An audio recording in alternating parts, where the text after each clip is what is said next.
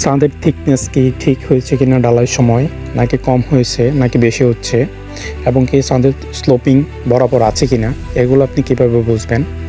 চলুন আজকে আমরা ভিডিওর মধ্যে তা দেখাচ্ছি। আসসালামু আলাইকুম রহমতুল্লাহ। সম্মানিত ভিউয়ার্স, আজকের এই ভিডিওর মধ্যে আমরা ছাদের যে থিকনেস আছে এবং কি ছাদের যে স্লোপিং এটা বরাবর হচ্ছে কিনা তা পরিমাপ করে দেখাবো।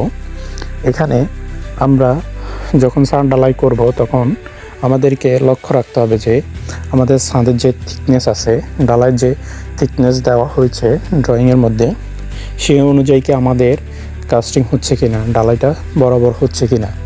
কারণ এখানে আমাদের যদি ঢালাইয়ের কাস্টিংটা কম হয় তাহলে এটা বিল্ডিংয়ের জন্য খুবই ঝুঁকিপূর্ণ হবে। একই সাথে যদি ওভার ঢালাই হয়ে যায় তাহলে এটা ওভার কস্টিং হবে, যা মালিকের জন্য খুবই ব্যয়বহুল। একই সাথে আমাদের স্লোপিং সিস্টেম বরাবর আছে কিনা তাও আমাকে দেখতে হবে। এমনকি অনেক সময় দেখা যায় বিল্ডিংয়ের অনেক জায়গায় দেখা যায় কাস্টিং বেশি হচ্ছে, আবার অনেক জায়গায় কম হচ্ছে। এতে করে ছাদের পানিগুলো সরাসরি পাইপের মাধ্যমে নিচে চলে যাচ্ছে না। এতে করে পানি জমে থাকার কারণে ওই জমা পানিটা আমাদের ছাদের ভিতরে চুয়ে ভিতরে চলে যায়। এতে করে আমাদের রডের সংস্পর্শে আসলে আমাদের রডগুলোতে মরিচা ধরে, এমনকি মরিচার আশেপাশে যে কংক্রিট আছে তা ক্ষতিগ্রস্ত করে ফেলে। এতে করে আমাদের বিল্ডিংয়ের যে স্থায়িত্বকাল আছে তা আগের থেকে অনেক কমিয়ে দেয়, যেটা কিনা বিল্ডিংয়ের জন্য খুবই ঝুঁকিপূর্ণ।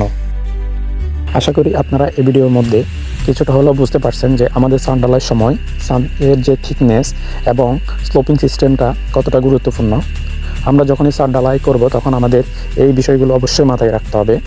যদি আমরা এভাবে আমাদের ছাদ ঢালাই সময় ছাদের থিকনেস, ছাদের স্লোপিং সিস্টেম এগুলো বরাবর করতে পারি, তাহলে আমাদের ছাদের যে স্ট্রেংথ এটা বরাবর আসবে। একই সাথে আমাদের যে ছাদের যে কস্টিংটা এটা আমাদের কিছুটা সাশ্রয় হবে, আমাদের এখানে ওভার কস্টিং হবে না।